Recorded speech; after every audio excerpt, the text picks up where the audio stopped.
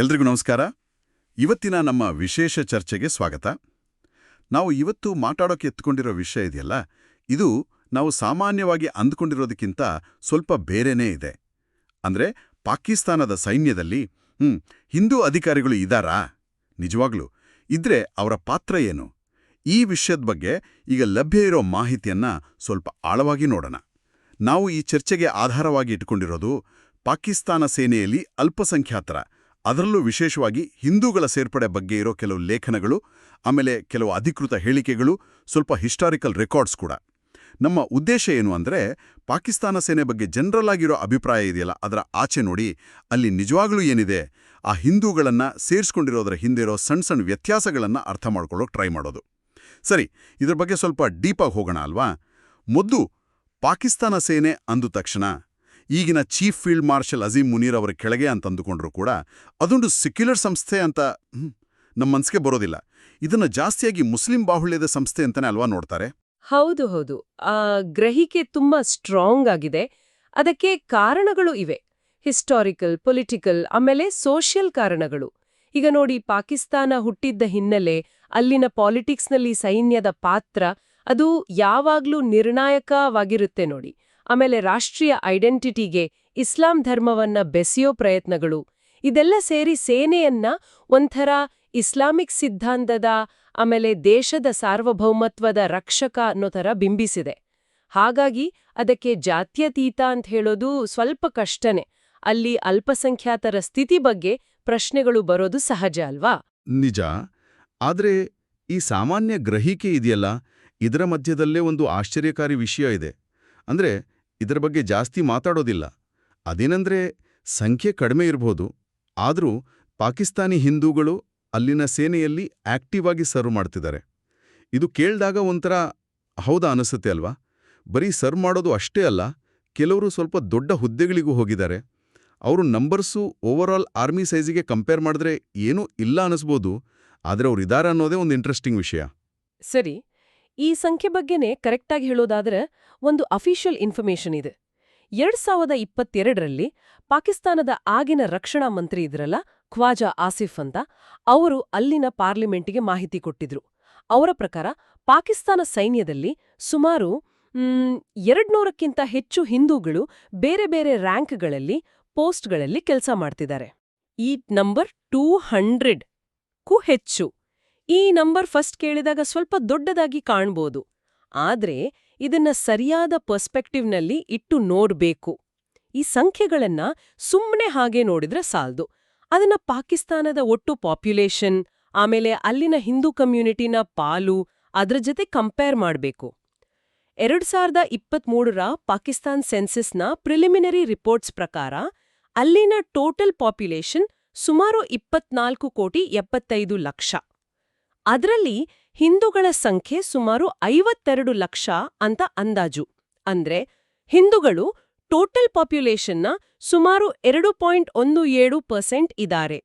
Okay, 2.17% ಜನಸಂಖ್ಯೆ. ಹೌದು. ಈಗ ಯೋಚನೆ ಮಾಡಿ, ದೇಶದ ಜನಸಂಖ್ಯೆಯಲ್ಲಿ 2%ಗಿಂತ ಜಾಸ್ತಿ ಇರೋ ಕಮ್ಯುನಿಟಿಯಿಂದ ದೇಶದ ಸೈನ್ಯದಲ್ಲಿ ಕೇವಲ 200+ ಜನ ಇದ್ದಾರೆ ಅಂದ್ರೆ ಅದು ರೆಪ್ರೆಸೆಂಟೇಷನ್ ದೃಷ್ಟಿಯಿಂದ ನೋಡದೆ ತುಂಬಾನೇ ಕಡಿಮೆ ಆಯ್ತು. ಪಾಪ್ಯುಲೇಷನ್ನಲ್ಲಿರೋ ಪಾಲು ಮತ್ತೆ ಸೈನ್ಯದಲ್ಲಿರೋ ಪಾಲು, ಇದರ ಮಧ್ಯೆ ದೊಡ್ಡ ಗ್ಯಾಪ್ ಇದೆ. ಇದು ಪಾಕಿಸ್ತಾನ್ ಗೌರ್ಮೆಂಟ್ ಫಿಗರ್ಸ್ ಇಟ್ಕೊಂಡೇ ಮಾಡ್ತಿರೋ ಅನಾಲಿಸಿಸ್. ಈ ಕಡಿಮೆ ಪ್ರಾತಿನಿಧ್ಯ ಇದೆಯಲ್ಲ, ಇದು ಬಹಳಷ್ಟು ಪ್ರಶ್ನೆಗಳನ್ನ ಕೇಳುತ್ತೆ. ನಿಜ ನಿಜ. ಆ ಕಂಪ್ಯಾರಿಸನ್ ಮಾಡಿದಾಗ ಪರಿಸ್ಥಿತಿ ಎಷ್ಟು ಸೀರಿಯಸ್ ಆಗಿದೆ ಅಂತ ಗೊತ್ತಾಗುತ್ತೆ. 2.17% ಜನಸಂಖ್ಯೆಗೆ ಕೇವಲ 200+ ಅಂದ್ರೆ ಅದು ತುಂಬಾ ಕಡಿಮೆ ಪ್ರಾತಿನಿಧ್ಯ ಅಲ್ವಾ? ಇಷ್ಟು ಕಡಿಮೆ ಸಂಖ್ಯೆ ನೋಡಿದ ಮೇಲೆ ನ್ಯಾಚುರಲ್ ಆಗಿ ಕ್ವೆಶ್ಚನ್ ಬರುತ್ತೆ, ಯಾಕೆ ಹೀಗೆ? ಪಾಕಿಸ್ತಾನ್ ಆರ್ಮಿಲಿ ಹಿಂದೂಗಳ ರೆಪ್ರೆಸೆಂಟೇಷನ್ ಯಾಕಿಷ್ಟು ಕಡಿಮೆ ಇದೆ? ಇದಕ್ಕೆ ಒಂದೇ ರೀಸನ್ ಅಂತ ಹೇಳಕ್ಕಾಗಲ್ಲ. ತುಂಬಾ ಕಾಂಪ್ಲೆಕ್ಸ್ ಕಾರಣಗಳು ಒಂದಕ್ಕೊಂದು ಸೇರಿಕೊಂಡಿದೆ. ಮುಖ್ಯವಾಗಿ ಪಾಕಿಸ್ತಾನದಲ್ಲಿ ಹಿಂದೂಗಳು ಮಾತ್ರ ಅಲ್ಲ, ಬೇರೆ ಧಾರ್ಮಿಕ ಅಲ್ಪಸಂಖ್ಯಾತರು ಫೇಸ್ ಮಾಡ್ತಿರೋ ಒಂದು ಸಿಸ್ಟಮ್ಯಾಟಿಕ್ ಆದ ಸಾಮಾಜಿಕ ಮತ್ತು ಧಾರ್ಮಿಕ ತಾರತಮ್ಯ ಇದೆಯಲ್ಲ, ಅದನ್ನ ನಾವು ಮರೆಯೋ ಹಾಗಿಲ್ಲ. ಸೊಸೈಟಿಯ ಬೇರೆ ಕ್ಷೇತ್ರಗಳಲ್ಲಿ ಹೇಗಿದೆಯೋ ಹಾಗೆ ತಾರತಮ್ಯದ ನೆರಳು ಸೈನ್ಯದ ನೇಮಕಾತಿ ಆಮೇಲೆ ಪ್ರಮೋಷನ್ ಪ್ರಾಸೆಸ್ ಮೇಲೂ ಬೀಳೋ ಸಾಧ್ಯತೆಗಳನ್ನ ತಳ್ಳಿ ಹಾಕಕ್ಕಾಗಲ್ಲ. ಅಂದ್ರೆ ಇದು ಬರೀ ಸೈನ್ಯಕ್ಕೆ ಸೇರೋ ಅವಕಾಶದ ಪ್ರಶ್ನೆ ಅಷ್ಟೇ ಅಲ್ಲ, ಸೇರಿದ ಮೇಲೆ ಅಲ್ಲಿನ ವಾತಾವರಣ ಹೇಗಿರುತ್ತೆ, ಬೆಳೆಯೋಕ್ ಅವಕಾಶ ಸಿಗುತ್ತಾ ಅನ್ನೋದು ಕೂಡ ಮುಖ್ಯ ಅಲ್ವಾ? ಖಂಡಿತವಾಗಿ. ಅದರ ಜೊತೆಗೆ ರಿಕ್ರೂಟ್ಮೆಂಟ್ ಪ್ರಾಸೆಸ್ನಲ್ಲೇ ಅಲ್ಪಸಂಖ್ಯಾತರಿಗೆ ಕೆಲವು ಅಡೆತಡೆಗಳು ಇರಬಹುದು. ಉದಾಹರಣೆಗೆ ರಿಕ್ರೂಟ್ಮೆಂಟ್ ಸೆಂಟರ್ಗಳು ಅಲ್ಪಸಂಖ್ಯಾತರು ಜಾಸ್ತಿ ಇರೋ ಕಡೆ ಇಲ್ಲದಿರಬಹುದು, ಇನ್ಫಾರ್ಮೇಷನ್ ಸರಿಯಾಗಿ ಸಿಗದೇ ಇರಬಹುದು, ಅಥವಾ ಅಪ್ಲಿಕೇಶನ್ ಹಾಕೋ ಹಂತದಲ್ಲೇ ಏನಾದ್ರೂ ಡಿಸ್ಕರೇಜ್ ಆಗೋ ತರಹ ಅನುಭವಗಳು ಆಗಬಹುದು. ಅಷ್ಟೇ ಅಲ್ಲ, ಆರ್ಮಿಲಿ ಹೈಯರ್ ಪೋಸ್ಟ್ಗೆ ಹೋಗಕ್ಕೆ ಬೇಕಾದ ಎಜುಕೇಷನಲ್ ಕ್ವಾಲಿಫಿಕೇಷನ್ಸ್, ಸೋಷಲ್ ಕ್ಯಾಪಿಟಲ್ ಅಂತಿವಲ್ಲ, ಅದು ಅಲ್ಪಸಂಖ್ಯಾತ ಯುವಕರಿಗೆ ಸುಲಭವಾಗಿ ಸಿಗದೇ ಇರಬಹುದು. ಇದೆಲ್ಲ ಸೇರಿ ಈ ಕಡಿಮೆ ಪ್ರಾತಿನಿಧ್ಯಕ್ಕೆ ಕಾರಣ ಆಗಿರಬಹುದು. ಆದರೆ ನನಗೆ ಬಹಳ ಆಶ್ಚರ್ಯ ಮತ್ತೆ ಬಹುಶಃ ಮುಖ್ಯ ಅನಿಸಿದೆ ಏನಂದ್ರೆ, ಇದಕ್ಕೊಂದು ಹಿಸ್ಟಾರಿಕಲ್ ಆಯಾಮ ಕೂಡ ಇದೆ ಅಂತ. 2000ನೇ ಇಸ್ವಿಗಿಂತ ಮುಂಚೆ ಪಾಕಿಸ್ತಾನದಲ್ಲಿ ಹಿಂದೂಗಳಿಗೆ ಸೈನ್ಯಕ್ಕೆ ಸೇರೋಕೆ ಲೀಗಲ್ ಆಗಿ ಪರ್ಮಿಷನ್ನೇ ಇರಲಿಲ್ವಾ? ಇದು ನಿಜಾನಾ? ಹೌದು, ಅದು ಪೂರ್ತಿ ಸತ್ಯ. ಮತ್ತೆ ತುಂಬಾನೇ ಇಂಪಾರ್ಟೆಂಟ್ ಪಾಯಿಂಟ್ ಇದು. 1947ರಲ್ಲಿ ಪಾಕಿಸ್ತಾನ ಹುಟ್ಟಿದಾಗ್ನಿಂದ ಸುಮಾರು 53 ವರ್ಷಗಳ ಕಾಲ, ಅಂದ್ರೆ 2000ನೇ ಇಸ್ವಿವರೆಗೂ ಹಿಂದೂಗಳು ಮತ್ತೆ ಬೇರೆ ಕೆಲವು ಅಲ್ಪಸಂಖ್ಯಾತರು ಪಾಕಿಸ್ತಾನದ ಆರ್ಮ್ಡ್ ಫೋರ್ಸಸ್ನ ಕಮಿಷನ್ಡ್ ಆಫೀಸರ್ ರ್ಯಾಂಕ್ಗಳಿಗೆ ಸೇರೋಕೆ ಕಾನೂನು ಪ್ರಕಾರ ನಿರ್ಬಂಧ ಇತ್ತು. ಅವರು ಕೆಳಹಂತದ ಕೆಲವು ಪೋಸ್ಟ್ಗಳಲ್ಲಿದ್ದಿರಬಹುದು, ಗೊತ್ತಿಲ್ಲ. ಆದರೆ ಆಫೀಸರ್ಸ್ ಆಗಿ ಮೇನ್ ಸ್ಟ್ರೀಮಿಗೆ ಬರೋಕೆ ಅವಕಾಶನೇ ಇರಲಿಲ್ಲ. 50 ವರ್ಷಕ್ಕಿಂತ ಹೆಚ್ಚು ಕಾಲ. ಅಬ್ಬಾ! ಅಂದ್ರೆ ಪಾಕಿಸ್ತಾನದ ಅರ್ಧ ಸೆಂಚುರಿ ಹಿಸ್ಟ್ರಿಲಿ ಹಿಂದೂಗಳಿಗೆ ತಮ್ಮದೇ ದೇಶದ ಆರ್ಮಿಲಿ ಆಫೀಸರ್ ಆಗಿ ಸರ್ವ್ ಮಾಡೋ ಹಕ್ಕೇ ಇರಲಿಲ್ಲ. ಇದು ನಂಬೋಕೆ ಕಷ್ಟ ಆಗುತ್ತೆ. ನಿಜ. ಆಮೇಲೆ 2000ನೇ ಇಸ್ವಿಲಿ ಜನರಲ್ ಪರ್ವೇಜ್ ಮುಷರ್ರಫ್ ಅವರ ಆಡಳಿತ ಇತ್ತಲ್ಲ, ಆ ಟೈಮಲ್ಲಿ ಕೆಲವು ಇಂಪಾರ್ಟೆಂಟ್ ರಿಫಾರ್ಮ್ಸ್ ತಂದ್ರು. ಆ ಸುಧಾರಣೆಗಳ ಭಾಗವಾಗಿ ಈ ರೆಸ್ಟ್ರಿಕ್ಷನ್ ತೆಗೆದುಹಾಕಿದ್ರು. ಮತ್ತೆ ಹಿಂದೂಗಳು ಸೇರಿ ಎಲ್ಲಾ ಧಾರ್ಮಿಕ ಅಲ್ಪಸಂಖ್ಯಾತ ಸಮುದಾಯಗಳಿಗೂ ಆರ್ಮ್ಡ್ ಫೋರ್ಸಸ್ ಅಂದ್ರೆ ಆರ್ಮಿ, ನೇವಿ, ಏರ್ಫೋರ್ಸ್ ಸೇರೋಕೆ ಮತ್ತೆ ಆಫೀಸರ್ಸ್ ಆಗೋಕೆ ಈಕ್ವಲ್ ಆಪರ್ಚುನಿಟಿ ಕೊಟ್ರು. ಅಂದ್ರೆ ಕೇವಲ 2 ದಶಕಗಳ ಹಿಂದೆಯಷ್ಟೇ ಈ ಡೋರ್ ಓಪನ್ ಆಗಿರೋದು. ಅಲ್ಲಿವರೆಗೂ ಝೀರೋ ಚಾನ್ಸ್. ಇದು ಇಡೀ ಚರ್ಚೆಗೆ ಒಂದು ಹೊಸ ಡೈಮೆನ್ಷನ್ ಕೊಡುತ್ತೆ. ಈಗಿರೋ 200+ ನಂಬರ್ ಮತ್ತೆ ಆ ಕಡಿಮೆ ಪ್ರಾತಿನಿಧ್ಯ ಇದೆಯಲ್ಲ, ಅದನ್ನ ಈ ಹಿಸ್ಟಾರಿಕಲ್ ಬ್ಯಾಕ್ಗ್ರೌಂಡ್ನಲ್ಲಿ ನೋಡಿದಾಗ ಅದು ಬರೀ ಡಿಸ್ಕ್ರಿಮಿನೇಷನ್ ವಿಷಯ ಅಲ್ಲ, ಬದಲಿಗೆ ತುಂಬಾ ರೀಸೆಂಟಾಗಿ ಓಪನ್ ಆದ ಅವಕಾಶದ ಒಂದು ಆರಂಭದ ಹಂತ ಅಂತಾನೂ ಅರ್ಥ ಮಾಡ್ಕೋಬೋದಾ? ಹೌದು, ಆ ಪರ್ಸ್ಪೆಕ್ಟಿವ್ ಕೂಡ ಇಂಪಾರ್ಟೆಂಟ್. 50 ದಶಕಗಳ ಕಾಲ ನಿರ್ಬಂಧ ಇದ್ದ ಮೇಲೆ ಕೇವಲ 20 ವರ್ಷದಲ್ಲಿ ದೊಡ್ಡ ಬದಲಾವಣೆ ಆಗುತ್ತೆ ಅಂತ ಎಕ್ಸ್ಪೆಕ್ಟ್ ಮಾಡೋದು ರಿಯಲಿಸ್ಟಿಕ್ ಆಗಿರಲ್ಲ. ಒಂದು ಕಮ್ಯುನಿಟಿಗೆ ಹೊಸದಾಗಿ ಅವಕಾಶ ತರದಾಗ ಅಲ್ಲಿಂದ ಫಸ್ಟ್ ಜನರೇಷನ್ ಆಫೀಸರ್ಸ್ ಬಂದು ಅವರು ಎಕ್ಸ್ಪೀರಿಯನ್ಸ್ ತಗೊಂಡು ಮೇಲೆ ಹೋಗಿ ಮುಂದಿನ ಜನರೇಷನ್ಗೆ ಇನ್ಸ್ಪಿರೇಷನ್ ಆಗೋಕೆ ಟೈಮ್ ಬೇಕಾಗುತ್ತೆ. ಹಾಗಾಗಿ ಈಗಿನ ನಂಬರ್ಸ್ ಕಡಿಮೆ ಇರೋಕೆ ಈ ಹಿಸ್ಟಾರಿಕಲ್ ರೀಸನ್ ಕೂಡ ಒಂದು ಮುಖ್ಯ ಕಾರಣ. ಸರಿ, ಈ ರಿಫಾರ್ಮ್ಸ್ ಬರೀ ಪೇಪರ್ ಮೇಲೆ ಇರಲಿಲ್ಲ, ಕೆಲವು ಇಂಟ್ರೆಸ್ಟಿಂಗ್ ಬೆಳವಣಿಗೆಗಳು ಆಗಿವೆ ಅಂತ ನಾವು ನೋಡಿದ್ವಿ.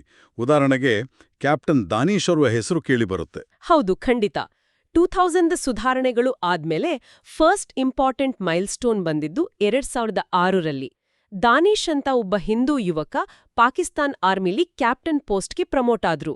ಆ ಮೂಲಕ ರಿಫಾರ್ಮ್ಸ್ ಆಗಿ ಸುಮಾರು 6 ವರ್ಷ ಆದ್ಮೇಲೆ ಅವರು ಪಾಕಿಸ್ತಾನದ ಮಿಲಿಟರಿ ಹಿಸ್ಟ್ರಿಲಿ ಕ್ಯಾಪ್ಟನ್ ರ್ಯಾಂಕ್ಗೆ ಏರಿದ ಮೊದಲ ಹಿಂದೂ ಆಫೀಸರ್ ಅನ್ನೋ ರೆಕಗ್ನಿಷನ್ ಸಿಕ್ತು. ಇದು ಸಿಂಬಾಲಿಕ್ ಆಗಿ ಆದ್ರೂ ಬಹಳ ಮುಖ್ಯವಾದ ಡೆವಲಪ್ಮೆಂಟ್. 6 ವರ್ಷದ ಗ್ಯಾಪ್, ರಿಫಾರ್ಮ್ ಅನೌನ್ಸ್ ಆದ ತಕ್ಷಣ ಚೇಂಜ್ ಆಗಲ್ಲ ಅನ್ನೋಕ್ಕೆ ಇದು ಒಂದು ಸೈನ್ ಇರ್ಬೋದು. ಆಮೇಲೂ ಹಿಂದೂ ಆಫೀಸರ್ಸ್ ಆರ್ಮಿಲಿ ಕಂಟಿನ್ಯೂ ಆಗಿದಾರ? ಹೈಯರ್ ರ್ಯಾಂಕ್ಸ್ ತಲುಪಿದ ಎಕ್ಸಾಂಪಲ್ಸ್ ಇವೆಯಾ? ಖಂಡಿತ ಇವೆ.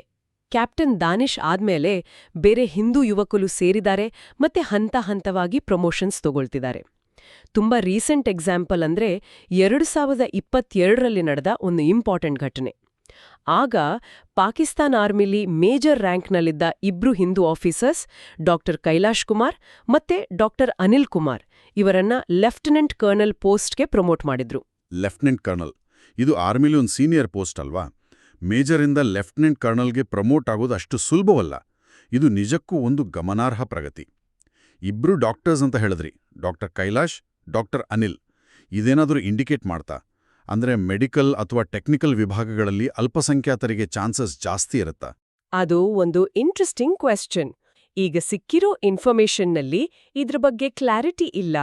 ಆದ್ರೂ ಜನರಲ್ ಆಗಿ ವರ್ಲ್ಡ್ ವೈಡ್ ಆರ್ಮಿಗಳಲ್ಲಿ ಮೆಡಿಕಲ್, ಇಂಜಿನಿಯರಿಂಗ್ ತರಹದ ಸ್ಪೆಷಲ್ ಟೆಕ್ನಿಕಲ್ ವಿಭಾಗಗಳಲ್ಲಿ ರಿಕ್ರೂಟ್ಮೆಂಟ್ ಮತ್ತೆ ಪ್ರೋಗ್ರೆಸ್ಗೆ ಬೇರೆ ಕ್ರೈಟೀರಿಯಾ ಇರಬಹುದು. ಆದ್ರೆ ಇಬ್ರು Hindu officers lieutenant colonel level ತಲುಪಿರೋದು ಅಟ್ಲೀಸ್ಟ್ ಆ ಪರ್ಟಿಕ್ಯುಲರ್ ಕೆರಿಯರ್ ಪಾತ್ನಲ್ಲಾದ್ರೂ ಅವಕಾಶಗಳು ಮತ್ತೆ ಬೆಳವಣಿಗೆ ಸಾಧ್ಯ ಇದೆ ಅನ್ನೋದನ್ನ ತೋರಿಸುತ್ತೆ. ಇದು ಆರ್ಮಿ ಒಳಗೆ ಹಿಂದೂಗಳ ಕಂಟಿನ್ಯೂಯಸ್ ಪ್ರೆಸೆನ್ಸ್ ಮತ್ತೆ ಸ್ಲೋ ಆದ್ರೂ ಸರಿ ಒಂದು ಅಪ್ವರ್ಡ್ ಮೂವ್ಮೆಂಟ್ ಇದೆ ಅನ್ನೋದನ್ನ ಸೂಚಿಸುತ್ತೆ.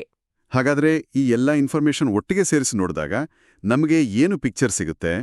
ಒಂದು ಕಡೆ ಪಾಕಿಸ್ತಾನ್ ಆರ್ಮಿ ಬಗ್ಗೆ ಜನರಲ್ ಪರ್ಸೆಪ್ಷನ್ ಇದೆ, ಅದು ರಿಲಿಜಿಯಸ್ ಆಗಿ ಯೂನಿಫಾರ್ಮ್, ಸೆಕ್ಯುಲರ್ ಅಲ್ಲ ಅನ್ನೋದು.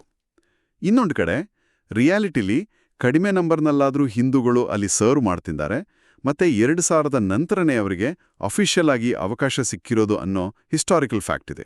ಹೌದು, ಆ ಪಿಕ್ಚರ್ ಸ್ವಲ್ಪ ಕಾಂಪ್ಲೆಕ್ಸ್ ಆಗಿದೆ. ನಂಬರ್ಸ್ ತುಂಬಾ ಕಡಿಮೆ ಇವೆ. ಇದು ಪಾಪ್ಯುಲೇಷನ್ಗೆ ಕಂಪೇರ್ ಮಾಡಿದ್ರೆ ತೀರಾ ಅನ್ಈಕ್ವಲ್ ರೆಪ್ರೆಸೆಂಟೇಷನ್. ಇದಕ್ಕೆ ಕಾರಣ ಪೊಟೆನ್ಷಿಯಲ್ ಡಿಸ್ಕ್ರಿಮಿನೇಷನ್ ಇರ್ಬೋದು, ಅಥವಾ 50 ವರ್ಷಕ್ಕಿಂತ ಹೆಚ್ಚು ಕಾಲ ಇದ್ದ ಲೀಗಲ್ ರೆಸ್ಟ್ರಿಕ್ಷನ್ ಎರಡೂ ಇರ್ಬೋದು.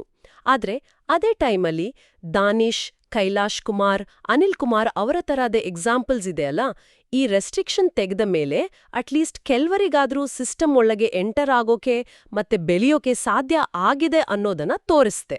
ನಾವು ಬರೀ ಆರ್ಮಿ ಬಗ್ಗೆ ಮಾತಾಡ್ತಿದ್ವಿ. ಪಾಕಿಸ್ತಾನದ ನೇವಿ ಮತ್ತೆ ಏರ್ಫೋರ್ಸ್ನಲ್ಲೂ ಇದೇ ಥರ ಸಿಚುವೇಶನ್ ಇರ್ಬೋದಾ? ಅಲ್ಲೂ ಅಲ್ಪಸಂಖ್ಯಾತರ ರೆಪ್ರೆಸೆಂಟೇಷನ್ ಬಗ್ಗೆ ಏನಾದ್ರೂ ಮಾಹಿತಿ ಇದೆಯಾ? ಸಾಮಾನ್ಯವಾಗಿ 2000 ರಿಫಾರ್ಮ್ಸ್ ಎಲ್ಲಾ ಆರ್ಮ್ ಫೋರ್ಸಸ್ಗೂ ಅಪ್ಲೈ ಆಗುತ್ತೆ. ಆದ್ರೆ ಆರ್ಮಿಲಿರೋ ಹಾಗೆ ನೇವಿ ಮತ್ತೆ ಏರ್ಫೋರ್ಸ್ನಲ್ಲಿರೋ ಹಿಂದೂಗಳು ಅಥವಾ ಬೇರೆ ಮೈನಾರಿಟೀಸ್ನ ಎಕ್ಸಾಕ್ಟ್ ನಂಬರ್ ಮತ್ತೆ ಅವರ ರ್ಯಾಂಕ್ಸ್ ಬಗ್ಗೆ ಪಬ್ಲಿಕ್ ಆಗಿ ಅಷ್ಟು ಡೀಟೇಲ್ಡ್ ಇನ್ಫಾರ್ಮೇಷನ್ ಸಿಗಲ್ಲ. ಆದ್ರೆ ಆರ್ಮಿಲಿರೋ ಪರಿಸ್ಥಿತಿನೇ ಹೆಚ್ಚು ಕಡಿಮೆ ಬೇರೆ ಫೋರ್ಸಸ್ನಲ್ಲೂ ಇರೋ ಸಾಧ್ಯತೆ ಇದೆ ಅಂತ ನಾವು ಊಹಿಸಬಹುದು. ಅಂದ್ರೆ ಕಡಿಮೆ ಪ್ರಾತಿನಿಧ್ಯ, ಆದ್ರೆ ಝೀರೋ ಅಲ್ಲ. ಅರ್ಥ ಆಯ್ತು. ಹಾಗಾದ್ರೆ ಈ ಚರ್ಚೆ ಕೊನೆಗೆ ನಾವು ಏನ್ ಕನ್ಕ್ಲೂಷನ್ಗೆ ಬರ್ಬೋದು? ಪಾಕಿಸ್ತಾನ್ ಆರ್ಮಿಲಿ ಹಿಂದೂಗಳ ಅಸ್ತಿತ್ವ ಇದು ಬರೀ ಒಂದು ಕ್ಯೂರಿಯಾಸಿಟಿ ಫ್ಯಾಕ್ಟಾ, ಅಥವಾ ಅದಕ್ಕಿಂತ ಏನಾದ್ರೂ ಹೆಚ್ಚಿನ ಮಹತ್ವ ಇದೆಯಾ? ಇದು ಬರೀ ನಂಬರ್ಸ್ ಆಚೆಗಿನ ವಿಷಯ. ಯಾವುದೇ ದೇಶದ ಆರ್ಮ್ಡ್ ಫೋರ್ಸಸ್ ಇದೆಯಲ್ಲ, ಅದು ಆ ದೇಶದ ನ್ಯಾಷನಾಲಿಟಿ ಮತ್ತೆ ಸಿಟಿಸನ್ಶಿಪ್ನ ಒಂದು ಇಂಪಾರ್ಟೆಂಟ್ ಸಿಂಬಲ್. ಅಲ್ಲಿ ಸೊಸೈಟಿಯ ಎಲ್ಲಾ ಕ್ಲಾಸ್ನವರು, ವಿಶೇಷವಾಗಿ ಮೈನಾರಿಟೀಸ್, ಎಷ್ಟರ ಮಟ್ಟಿಗೆ ರೆಪ್ರೆಸೆಂಟ್ ಆಗಿದ್ದಾರೆ ಅನ್ನೋದು ಆ ನೇಷನ್ನ ಇನ್ಕ್ಲೂಸಿವಿಟಿ ಮತ್ತೆ ಈಕ್ವಾಲಿಟಿ ಬಗ್ಗೆ ಇರೋ ಕಮಿಟ್ಮೆಂಟ್ನ ಅಳತೆಗೋಲು ಆಗುತ್ತೆ. ಸರಿ. ಪಾಕಿಸ್ತಾನದ ಕೇಸಿನಲ್ಲಿ 2000ರಲ್ಲಿ ಮೈನಾರಿಟೀಸ್ಗೆ ಆರ್ಮಿಯ ಡೋರ್ಸ್ ಓಪನ್ ಮಾಡಿದ್ದು ಒಂದು ಪಾಸಿಟಿವ್ ಸ್ಟೆಪ್. ಆಮೇಲೆ ಬಂದ ಪ್ರಮೋಷನ್ಸ್ ಕೂಡ ಹೋಪ್ ಕೊಡುತ್ತೆ. ಆದ್ರೆ ಈಗ ನಮ್ಮ ಮುಂದಿರೋ ಪ್ರಶ್ನೆ ಇದು: ಈ ಡೆವಲಪ್ಮೆಂಟ್ಸ್ ಬರೀ ಗ್ಲೋಬಲ್ ಲೆವೆಲ್ನಲ್ಲಿ ಒಂದು ಪಾಸಿಟಿವ್ ಇಮೇಜ್ ಕೊಡೋಕೆ ಮಾಡ್ತಿರೋ ಸಿಂಬಾಲಿಕ್ ಪ್ರಯತ್ನಗಳ, ಇಂಟರ್ನ್ಯಾಷನಲ್ ಪ್ರೆಷರ್ ಅಥವಾ ಇಮೇಜ್ ಬಿಲ್ಡಿಂಗ್ನ ಭಾಗವಾ, ಅಥವಾ ಪಾಕಿಸ್ತಾನದ ಸೊಸೈಟಿ ಮತ್ತೆ ಅದರ ಸಂಸ್ಥೆಗಳ ಒಳಗೆ ಸ್ಲೋ ಆಗಿ ನಡೀತಿದ್ರೂ ನಿಜವಾದ ಒಂದು ಇಂಟರ್ನಲ್ ಬದಲಾವಣೆಯ ಆರಂಭದ ಸಿಗ್ನಲ್ಸ್ ಇವು? ಈ ರೆಪ್ರೆಸೆಂಟೇಷನ್ ಜಾಸ್ತಿ ಮಾಡೋಕೆ, ಡಿಸ್ಕ್ರಿಮಿನೇಷನ್ ಕಡಿಮೆ ಮಾಡೋಕೆ ಸಿಸ್ಟಮ್ಯಾಟಿಕ್ ಎಫರ್ಟ್ಸ್ ನಡೀತಿದ್ಯಾ? ಇದರ ಆನ್ಸರ್ ಕ್ಲಿಯರ್ ಇಲ್ಲ. ಆದ್ರೆ ಈ ಪ್ರಶ್ನೆಗಳ ಬಗ್ಗೆ ಯೋಚನೆ ಮಾಡೋದು ಮತ್ತೆ ಮುಂದಿನ ದಿನಗಳಲ್ಲಿ ಈ ಟ್ರೆಂಡ್ಸ್ ಹೇಗೆ ಕಂಟಿನ್ಯೂ ಆಗುತ್ತೆ ಅಂತ ಗಮನಿಸೋದು ಇಂಪಾರ್ಟೆಂಟ್. ಇದು ಬರೀ ಪಾಕಿಸ್ತಾನಕ್ಕೆ ಮಾತ್ರ ಅಲ್ಲ, ಪ್ರಪಂಚದಾದ್ಯಂತ ಮಲ್ಟಿಕಲ್ಚರಲ್ ಸೊಸೈಟಿಗಳಲ್ಲಿ ಮೈನಾರಿಟಿ ರೈಟ್ಸ್ ಮತ್ತೆ ರೆಪ್ರೆಸೆಂಟೇಷನ್ ಬಗ್ಗೆ ನಡೀತಿರೋ ದೊಡ್ಡ ಚರ್ಚೆಯ ಒಂದು ಭಾಗ ಇದು. ಖಂಡಿತ ಇದೊಂದು ಯೋಚನೆ ಮಾಡಬೇಕಾದ ವಿಷಯನೇ. ಆರ್ಮ್ಡ್ ಫೋರ್ಸಸ್ನಲ್ಲಿರೋ ಡೈವರ್ಸಿಟಿ ಬರೀ ನಂಬರ್ಸ್ ಗೇಮ್ ಅಲ್ಲ, ಅದು ಒಂದು ದೇಶದ ಆತ್ಮಸಾಕ್ಷಿಯ ಪ್ರತಿಬಿಂಬ ಕೂಡ ಹೌದು. ಪಾಕಿಸ್ತಾನ್ ಆರ್ಮಿಲಿರೋ ಹಿಂದೂ ಆಫೀಸರ್ಸ್ನ ಈ ಸ್ಟೋರಿ ಇದೆಯಲ್ಲ, ಆ ದೇಶದ ಇನ್ಕ್ಲೂಸಿವಿಟಿ ಜರ್ನಿಯ ಒಂದು ಸಣ್ಣ ಆದರೆ ಮಹತ್ವದ ಚಾಪ್ಟರ್ ತರ ಕಾಣಿಸುತ್ತೆ. ಅದರ ಮುಂದಿನ ಪೇಜಸ್ ಹೇಗೆ ಓಪನ್ ಆಗುತ್ತೆ ಅಂತ ಕಾದ್ ನೋಡಬೇಕು.